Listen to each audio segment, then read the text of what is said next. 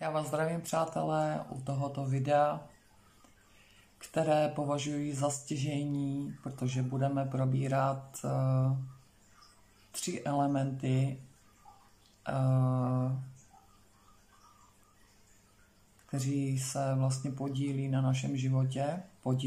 našem životě a budou se vždycky podílet na našem životě budoucím. Považuji to za stěžejní i proto, pokud jste se vydali na cestu, kdy máte touhu žít svobodný a harmonický, klidný život, abyste věděli, že s těmito 3 chachary se budete setkávat stále. A já bych vám chtěla nějakým způsobem ukázat, jak tyto 3 chachary prostě pochopit, jak je využít pro svůj budoucí život, tak abyste se netrápili a abyste byli relativně v pohodě. Protože každý jeden z nás ví, že život není jenom procházka růžovou zahradou, ale že v životě existují i chvilky, kdy dostáváme docela dost zabrat. Spousta lidí teď je v situaci, kdy opravdu už nevědí kudy kam a se svým životem si neví rady. Proto bych tady chtěla opravdu dát to první stěžejní video, které bude úvodní k těm dalším videím, které prostě mám v plánu pouštět, protože tady odsaď se můžeme odrazit. Pokud tohleto video opravdu pochopíte, bude pro vás daleko snazší pokračovat dál v určitých věcech, v určitém řešení dalších problémů života a tak dále. Víte, říká se, že jsme tady jako lidstvo už několik desítek tisíc let nebo několik tisíc let, nebudeme tady prostě zajíždět do nějakých detailů, ale po celou tu dobu bylo lidstvo opravdu drženo v zajetí 2 elementů. My budeme dneska probírat 3. Prvně si probereme ty první 2, ty stěžejní, a pak se podíváme na toho 3. chachara. Lidstvo je dlouhodobě drženo v zajetí strachu a viny. To znamená, že první 2 nepřátelé, který máme, opravdu každý jeden z nás, je strach a vina.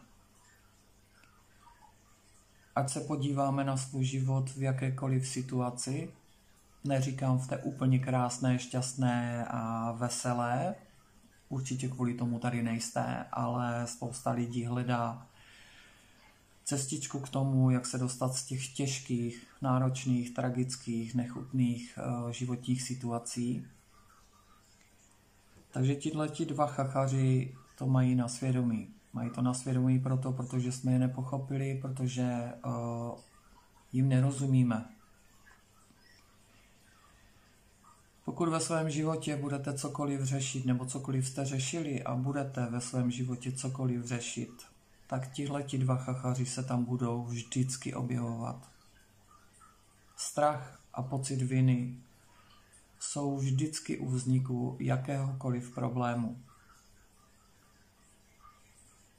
Další věc, kterou mají na svědomí, je to, že strach a pocit viny jsou témata, o kterých lidé velmi neradi mluví a velmi neradi si je přiznávají.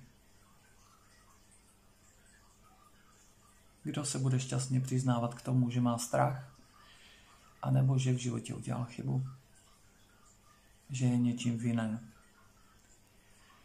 A další věc, která je opravdu napováženou, je to, že i když naše těla nejsou naprogramovaná na nemoce, tak strach a vina jsou vysoce karcinogenní. Opravdu lidem způsobují daleko větší utrpení, pokud už mají nějakou diagnózu, tak je potřeba tam potom zpracovávat opravdu tyhle 2 chachary. Takže jsme si řekli, co způsobují, jakým způsobem nám můžou docela drsně ovlivnit náš život. A měli bychom si taky říct další věc.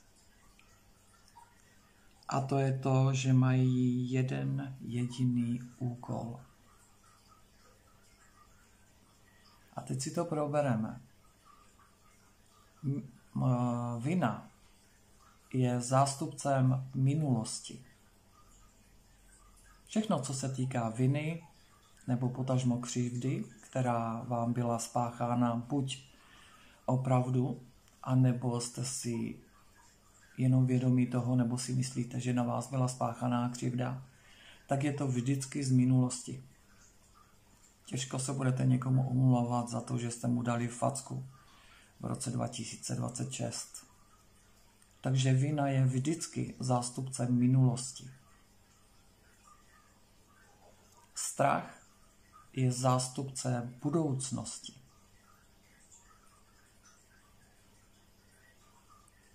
Nikdy ne minulosti, ale budoucnosti. A protože vina je zástupce minulosti a strach je zástupce budoucnosti, tak mají jeden jediný úkol. A tím je to, aby vás natolik zaměstnávali, jenom proto, abyste se nedostali do přítomného okamžiku. Je to odvádění pozornosti od přítomného okamžiku, od této chvíle. Mnoho z vás slyšelo o přítomném okamžiku, spousta lidí to trénuje, jak se dostat do přítomného okamžiku. Nevím, co chcete trénovat na tom, že právě tady a teď, v tuto chvíli tady sedíte. Ale není to jenom o tom, že si uvědomíte, že tady sedíte v tomto okamžiku, v téhleté chvíli, ale je to umění pracovat s přítomným okamžikem vědomně. A právě od toho vás strach a pocit viny chtějí odpoutat. Protože přítomný okamžik, tato chvíle, je jediná chvíle, která rozhoduje o tom, jaký život budete do budoucna žít. Co v tom životě budete zažívat, jak to budete zažívat a jak ten život budete zvládat.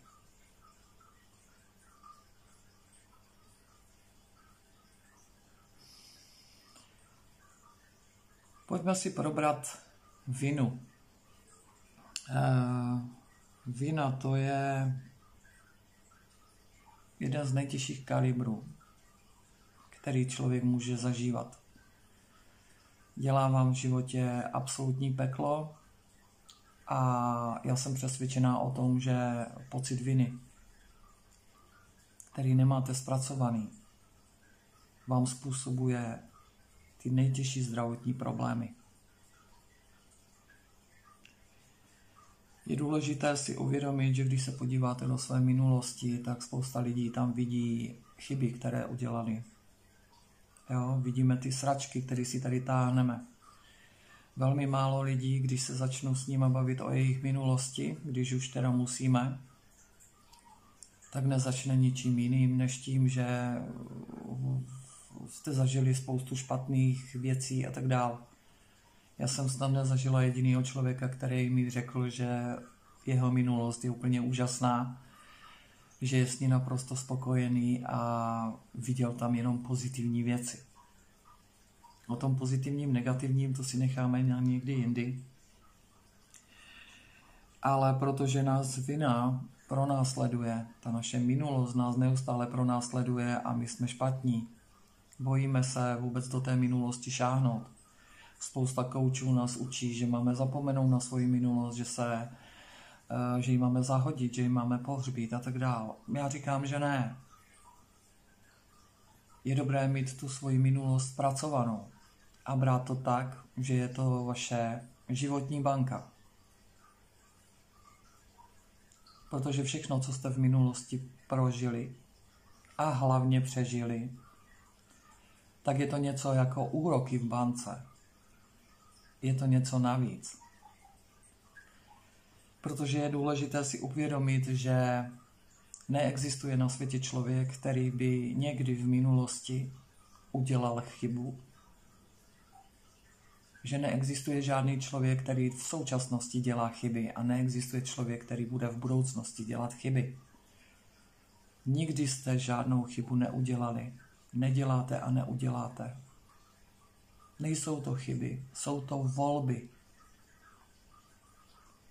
Buďte k sobě trpěliví, buďte k sobě láskyplní a uznejte, že ať jste v minulosti udělali cokoliv, tak jste to dělali proto, že jste měli takové možnosti, takové zkušenosti, vědomosti. A prostě jste zvolili tu cestu takovou, jako jste zvolili.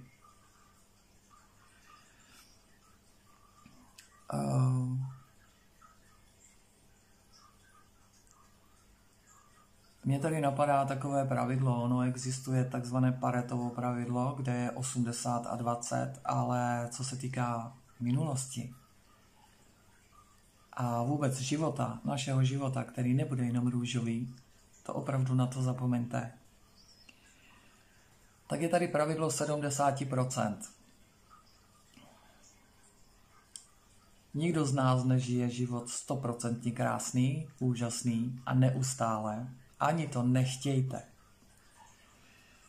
Ono není o co stát, kdybyste dostali všechno, na co pomyslíte, kdykoliv, kdekoliv, chci tohle, tak tady máš na, chci se jít podívat tam, tady máš na. Tak chápu, že by vás to asi nějakou dobu bavilo, gór pokud prožíváte nějakou těžkou chvíli a teď byste si chtěli oddychnout a opravdu mít klid, tak se to dobře poslouchá. Nicméně, pokud byste to měli po celý život, tak opravdu byste byli unudění a nebavilo by vás to. Ono se o tom budeme bavit do budoucna. Nicméně pravidlo 70 je to, že v 70% máme v životě úspěch. Jo, žijeme v 70% takovej ten normální běžný život, kdy to opravdu prostě jede. Ale pak je tady 30%. 30%, kdy můžeme prožívat ve svém životě těžké chvíle. Něco se nám nepovedlo, něco jsme fakt jako posrali, něco jsme prostě udělali špatně. A právě těch 30% je pro náš život to nejkrásnější a nejužitečnější, co prožíváme. Protože díky tomu, že se nám něco nepovedlo, díky tomu, že jsme zažili něco opravdu těžkého, tragického, tak díky těm 30% opravdu rosteme. To jsou ty chvíle, kdy hledáme řešení, kdy hledáme prostě změnu našeho života. To jsou možná i chvíle, proč jste dneska u tohoto videa. 30%, kdy opravdu měníme svůj život, chceme ten svůj život měnit k lepšímu, chceme prostě dělat ty věci jinak. To je těch 30%. A v okamžiku, kdy opravdu se díváme na tu svoji minulost, tak je dobré vědět, že ještě existuje taková pomůcka. Já tomu říkám 3P. To znamená přiznat si, pochopit a pustit. Je to pravidlo, které vám do budoucna může opravdu usnadnit ten život. Přiznat si, ano, udělala jsem chybu, posrala jsem to, prostě bolí to, ale jde to dál. Opravdu si to přiznat. Pak je tady druhá fáze, to znamená pochopit. Myslím si, že spousta z vás v životě zažilo nějaké těžké období, temné období života, ale dali jste to, přežili jste to, jste tady. A ať se na to podíváte, kudy chcete, kdyby se stala nějaká podobná situace, tak už dneska víte, že takhle byste to určitě neřešili.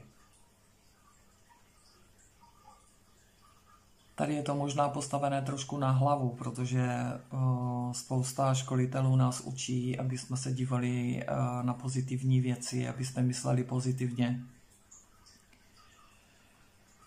Ale víte, právě ty nejtěžší chvíle v životě jsou pro nás tím velmi pozitivním. Protože jsme se díky tomu něco naučili.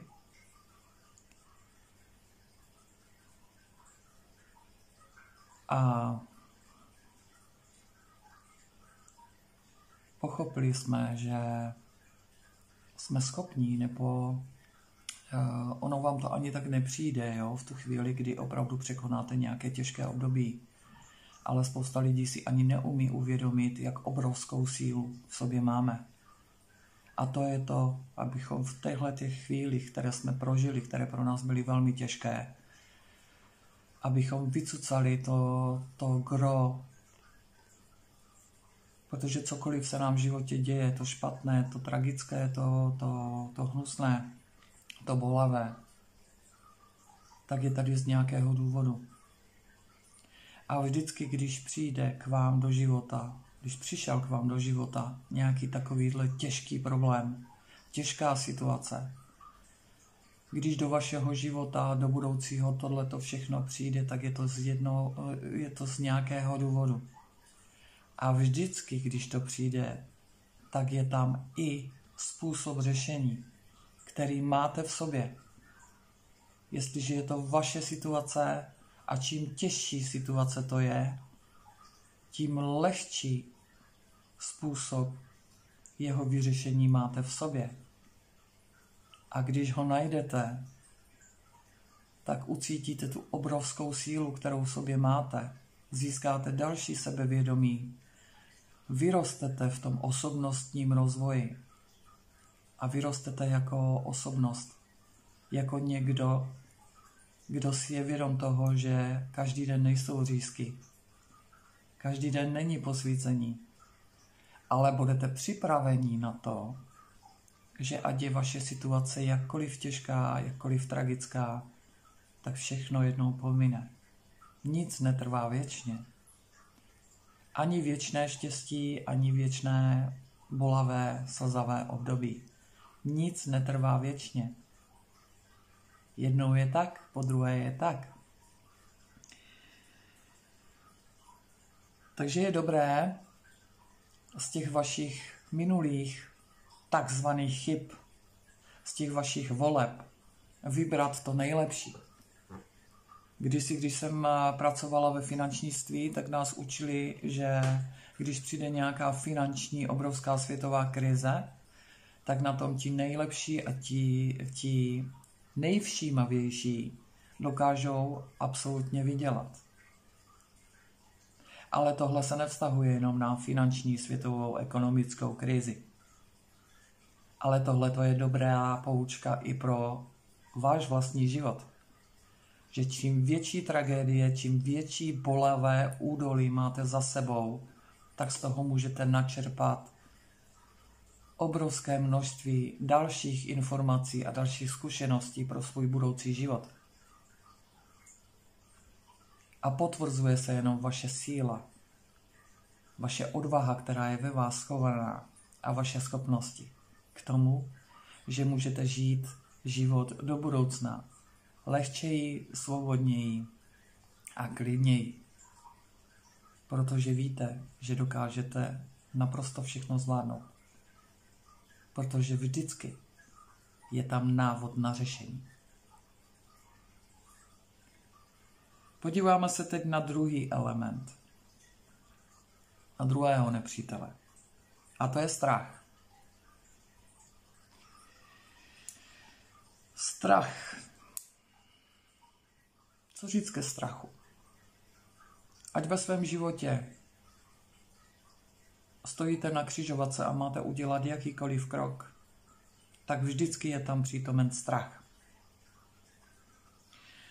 A strach je taky dobrý pochopit. Strach je fajn.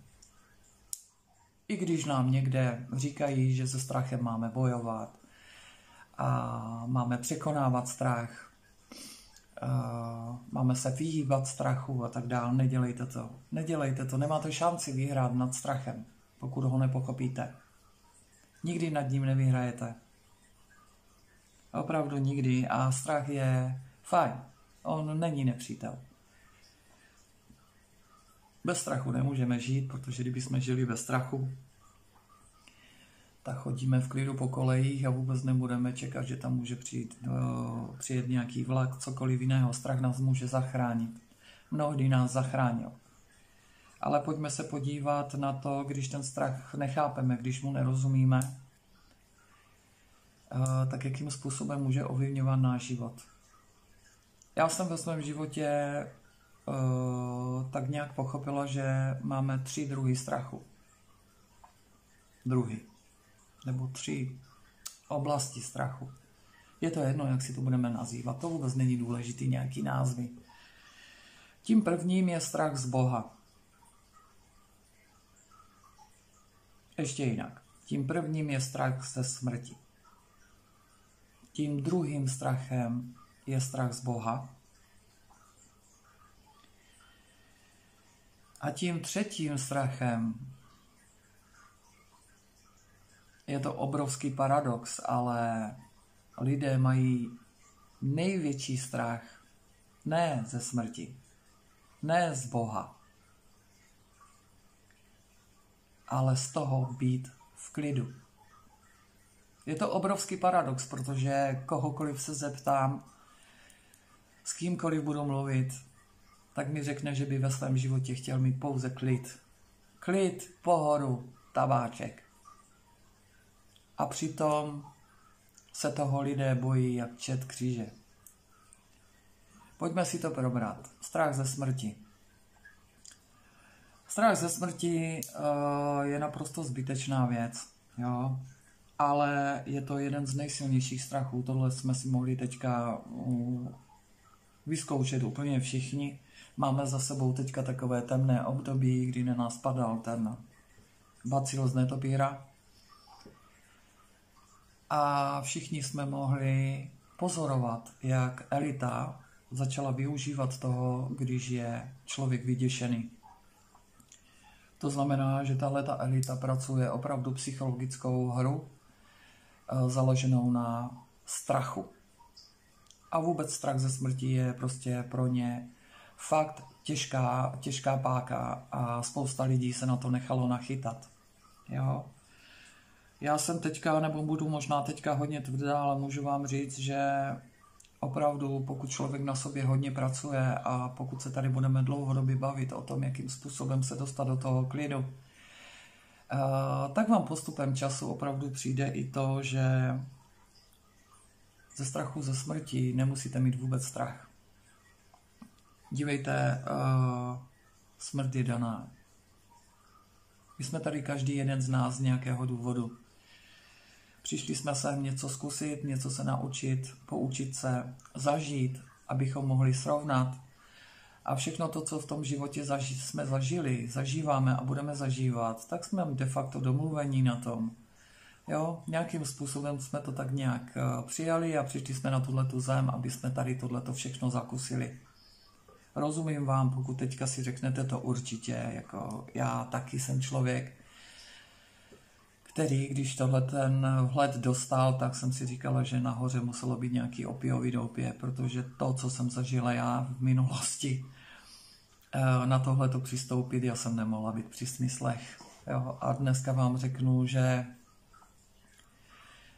ať byla ta moje minulost, jaká byla, nikdo z vás by se mnou měnit nechtěl, ale já už dneska vím, že to k něčemu bylo, že mě to posunulo neskutečným způsobem dopředu.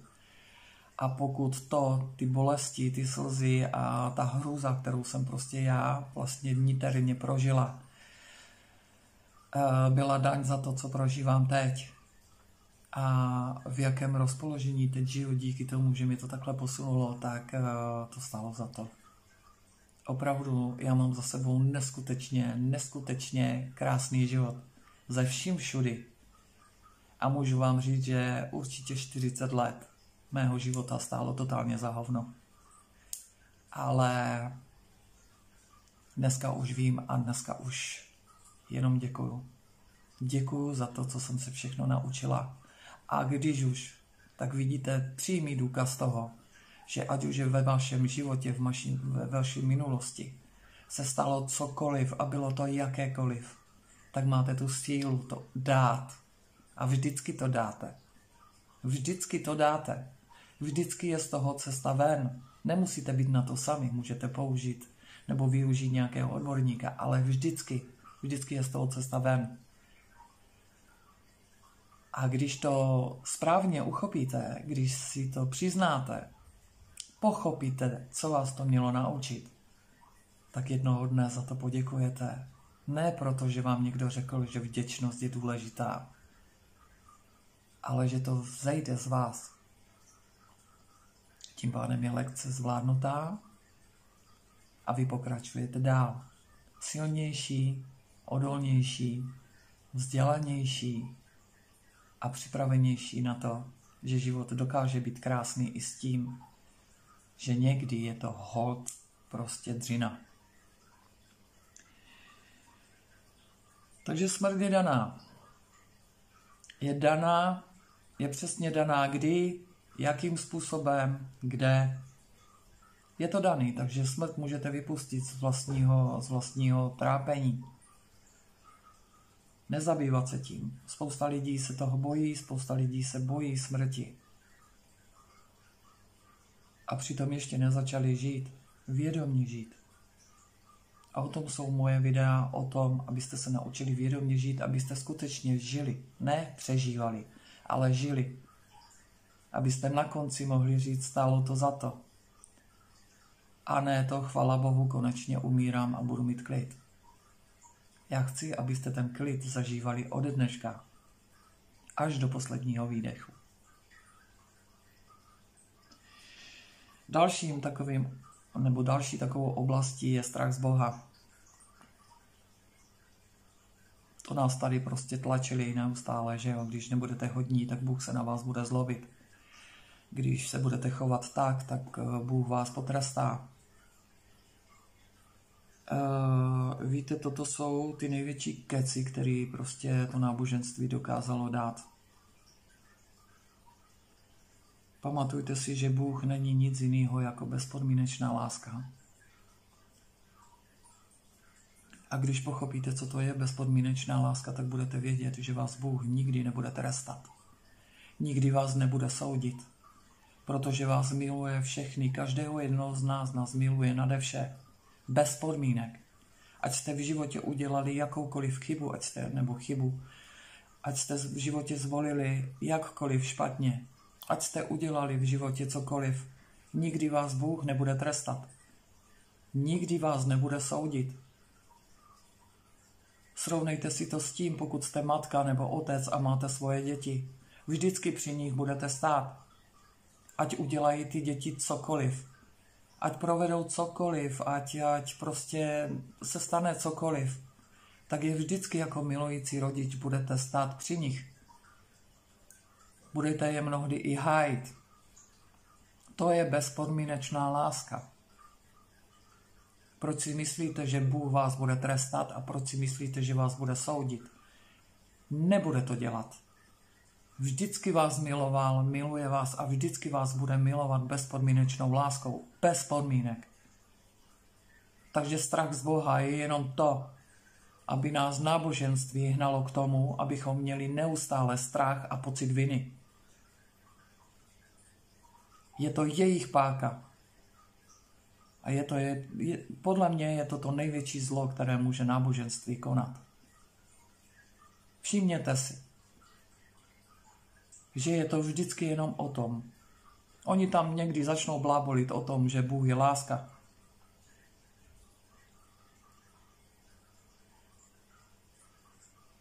Ale když přijdete do kostela, do jakéhokoliv kostela, tak se podívejte, všude jsou obrázky, kde jsou nešťastní, umučení lidi. Pokud je Bůh láska, proč se v kostele nemůžete políbit mimo sňatek? Proč se tam nemůžete objímat a líbat? Já nemám tím na mysli teďka to, aby se v kostele vyloženě šukalo, ale prostě proč se tam ty lidi nemůžou objímat? Proč tam Bohu nemůžou ukázat lásku? Pokud je Bůh radost, když to takhle blábolí ti svatí, proč se v kostele nemůžete upřímně zasmát? Ne, tam se musíte klanět a prostě klekat na kolena a poníženě žádat o to, co chcete. Ne, nemáte se čeho bát, Boha se nebojte. Bůh je s vámi kdykoliv a kdekoliv, vždycky ve vás byl. Je s vámi i teď. Kamkoliv se pohnete, tak je Bůh s vámi. Byl u toho, u všeho, co jste v životě zažili. I teď je u vás. Nikdy se nedívejte na Boha tím, že zvedáte oči. Bůh je vždycky v úrovních vás. Pokud sedíte, tak sedí. Pokud stojíte, tak stojí. A pokud ležíte, leží vedle vás. Je s vámi vždycky. A je vždycky připraven na to, aby vás vyslechl. Mluvte s ním. Naučte se s ním mluvit. Nemáte se čeho bát. On stvořil čisté bytosti. Nedokonale dokonalé. Takže Boha se nemusíte vůbec bát. Zapomeňte na to. A pokud budete chtít, tak se postupem času můžete naučit, jak s ním komunikovat. Říct mu úplně všechno. Před ním se nemusíte stydět, protože on vás dokonale zná. Takže jsme se dostali k tomu, že lidé mají strach ze smrti, to jsme si vyřešili, že strach ze smrti mít nemusíte. Strach z Boha už vůbec ne. Úplně mě tady teďka začaly pálit oči. A dostáváme se k tomu největšímu strachu, který lidé mají. A to je strach být v klidu. A přitom potom všichni toužíte. Být v naprostém klidu, mít myšlenkový klid. Proč je důležité být v klidu? Není to jenom pro tohleto video, protože všechno ostatní, co budeme probírat, ať už je to o tom, jakým způsobem odpustit, jakým způsobem pracovat se svým strachem, jakým způsobem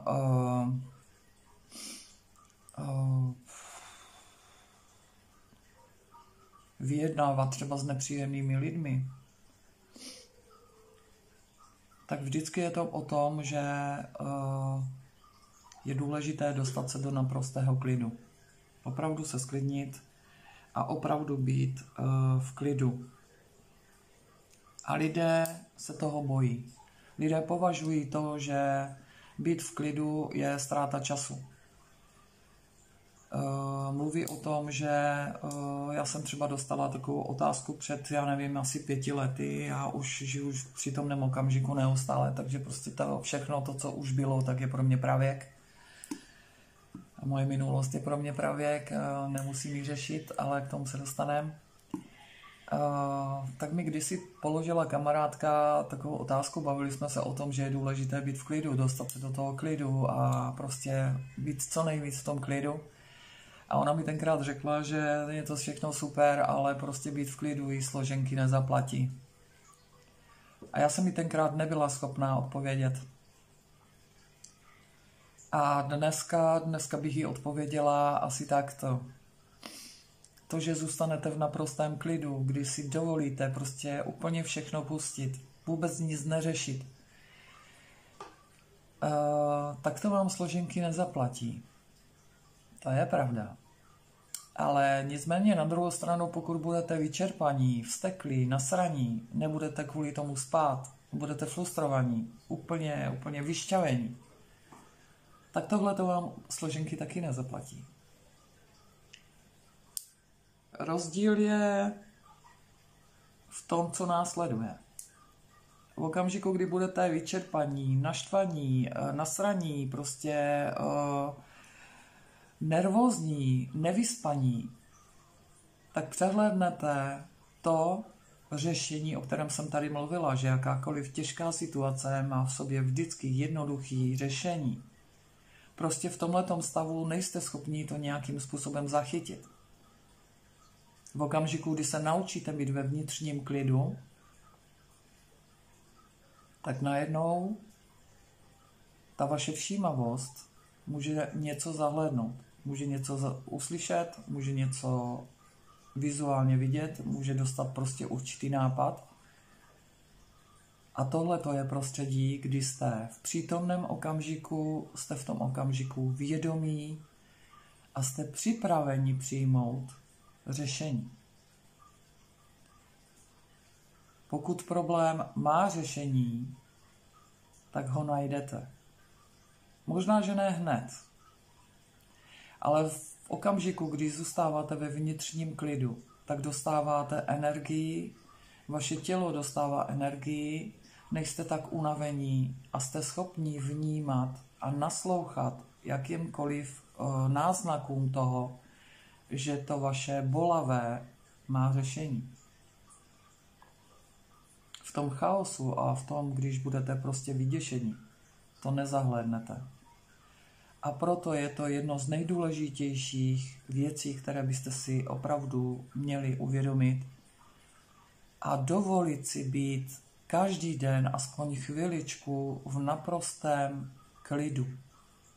Sami se sebou a v naprostém klidu. Mnoho z nás, pokud žijeme úplně normální chaotický život, tak jsme vzhůru asi 16 hodin. Jo, 8 hodin spíme, když máme to štěstí, a 16 hodin bdíme. To je 960 minut. Když to trošku přeženeme, dejme tomu, že je to 1000 minut za den, kdy jsme vzhůru. Dovolte si aspoň 10 minut z toho ukrást a být jenom sami se sebou. V naprostém vnitřním klidu. Naučte se to. Je to první krok k tomu, abyste uměli využít přítomný okamžik, tuto chvíli, která rozhoduje o tom, jak se budete cítit a co budete cítit v budoucnosti. A je to prostor, ve kterém si můžete všimnout řešení vašeho bolavého problému. A právě v tuto chvíli se na scénu dostaví ten poslední chachar, který vám bude dělat problém, který bude bojkotovat úplně všechno. Víte, kdo to je? Je to vaše droga. Vaše. No. Je to vaše mysl. Vaše mysl je totiž největším sabotérem k tomu, abyste se dostali do naprostého klidu a bude dělat všechno pro to, abyste se náhodou neocitli v této chvíli, v přítomném okamžiku. Je to velký paradox, protože když se podíváte na ten osobnostní rozvoj, který tady je od minulého století, někdy od 50. let až do teď, ještě pořád se to prodává, ještě pořád se má pozitivně nebo negativně myslet, ještě pořád máte kontrolovat svoje myšlenky. Je to pořád nauka o tom, jak být závislý na svoji mysli. Ať vám to dá cokoliv, i když jsem tím osobnostním rozvojem prošla, mám to za sebou. Ale v určitém okamžiku jsem narazila do zdi a věděla jsem, že dál to takhle nepůjde. Že to je sice dobrý, že to na chvilku pomáhá, ale k ničemu to nevede. Tak jsem začala chápat, že mysl je jediný sabotér, který vás nepustí do toho nejdůležitějšího okamžiku, který ve svém životě máte. A vaše mysl má obrovské problémy. Mysl je ta, která vás navádí k tomu, abyste se zajímali svým strachem. O strachu jsme se tady bavili. Naše mysl totiž potřebuje mít všechno zmapované, všechno naplánované, všechno tak jako uspořádané, Jo, naše mysl plánuje, naše mysl očekává, naše mysl má ještě pomocníka v podobě ega, ale to si necháme na jindy. Všecko se dá zpracovat, ale naše mysl nám bude neskutečným způsobem bránit k tomu, aby jsme si sedli a dali jí šábes. Ona si totiž v okamžiku toho, když vy se dostanete do vnitřního klidu, uvědomuje, že vy se vzdáváte a nebo jí dáváte najevo, že teď jste sami svým pánem a že teď ji nepotřebujete. Bude dělat neskutečné věci. Když budete poprvé v klidu a budete tam sedět 5 minut, tak uvidíte, jak ona pojede. To bude jedna myšlenka za druhou. Jak vám bude říkat, že jsou důležitější věci a měli byste udělat tohle a tamto a toto nemá cenu a tímhletím složenky nezaplatíš a tohle to ti tvoje problémy nevyřeší. Jo, honem rychle mě poslouchej. Je to úplně to samé, jako když byste byli teďka zaměstnaní někde ve fabrice, dělali byste dělníka a jednoho krásného dne, protože jste tady poslouchali nějakou ženskou na videu, musíme to trošku odveselit, jo, to není všechno tak vážný, jako já jsem se tvářila tak jako vážně, ale hele, jako vemte si, že jste prostě dělník někde ve fabrice, jednoho krásného dne přijdete do fabriky, půjdete za šéfem, za ředitelem té fabriky a řeknete mu, hele, ode dneška tady budu velit já a ty budeš dělat dělníka. Co asi nastane? Když vás nedají do chazajky nějaké a neodvezou vás někde na psychinu, tak určitě nepochodíte, protože ten ředitel se toho místa nebude chtít vzdát. On je tady šéf. Jenomže vy si potřebujete uvědomit, že to vaše pravé já je ten nejdokonalejší šéf, který byl naučený poslouchat tu svoji mysl, která všechno zná, všechno ví, všude byla. A vaše mysl se potřebuje uklidnit tím, že má nějaké jistoty. No, v dnešní době, kolik máme těch jistot? Mít moc, co? Já nevím, že vždycky je to 3, ale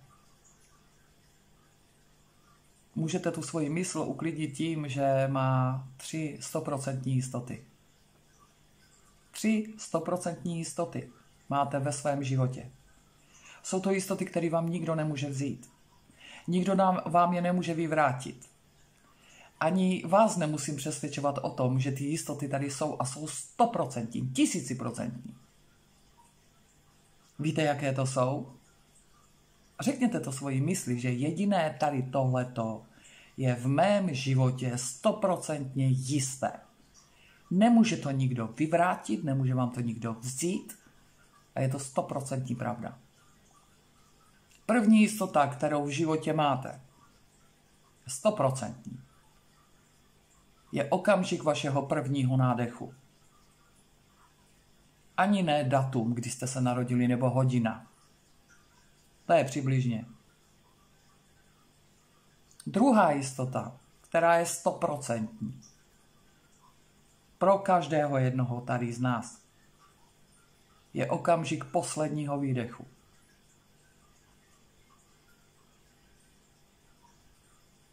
A ta třetí jistota, nejdůležitější jistota ve vašem životě, která rozhoduje úplně o všem, je tato chvíle. Tento okamžik.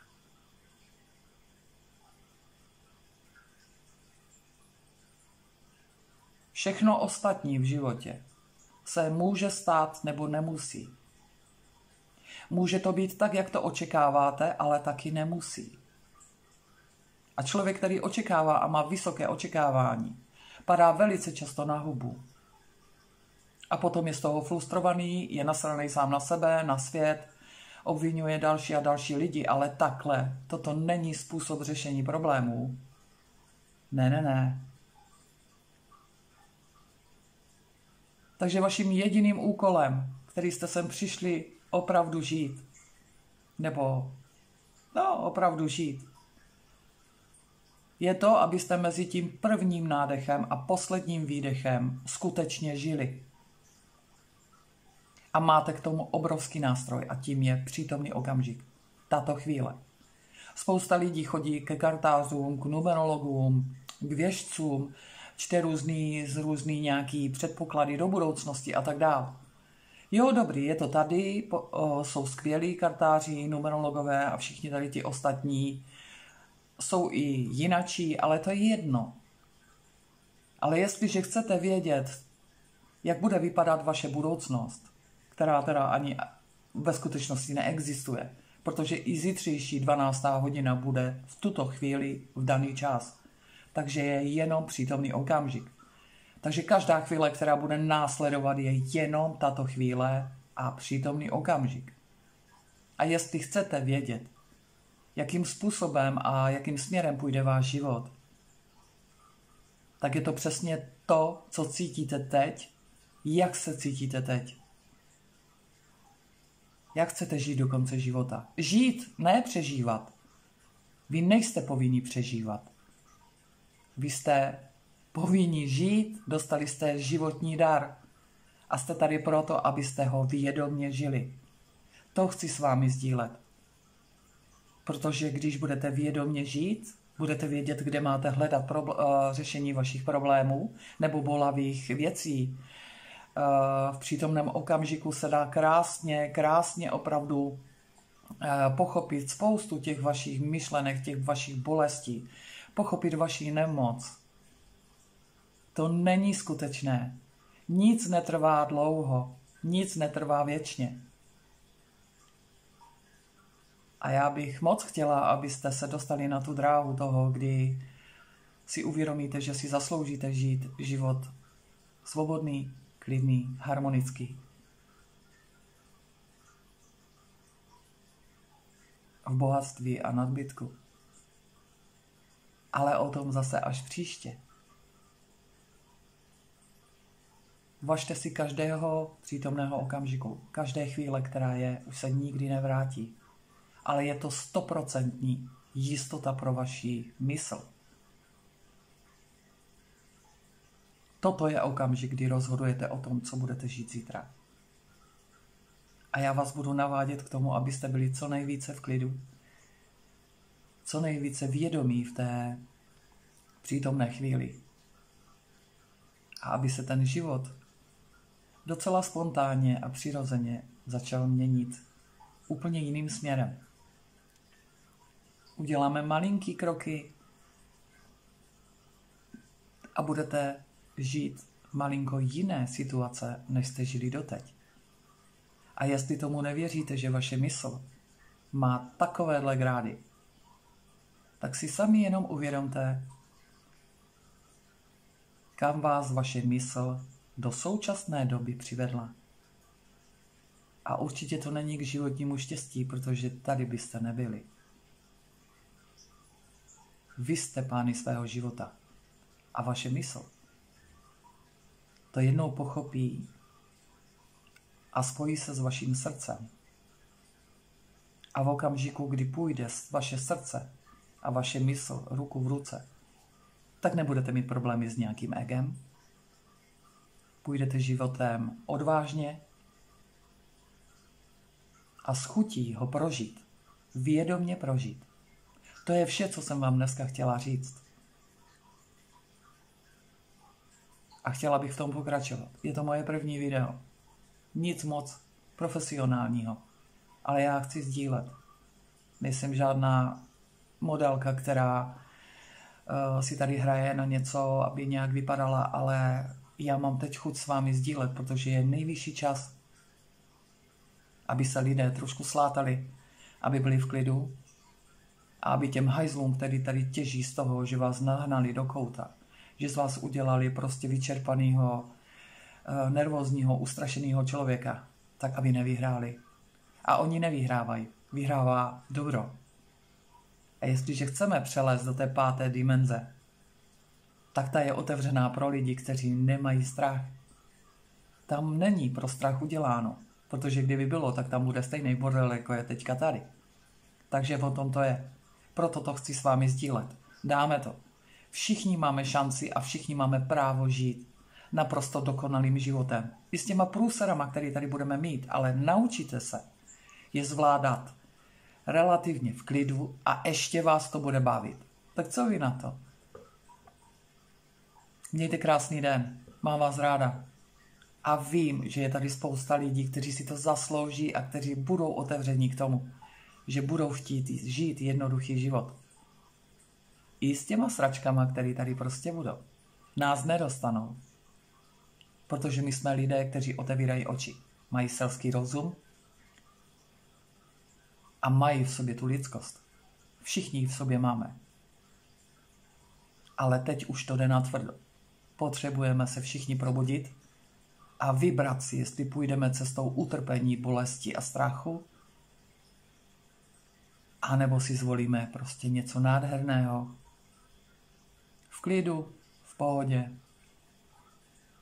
a s radostí. Abychom na konci mohli říct, ty vole, stálo to za to. Fakt to bylo super, děkuju. Já vám děkuju, pokud jste vydrželi až do konce. Mám vás ráda. Ahoj.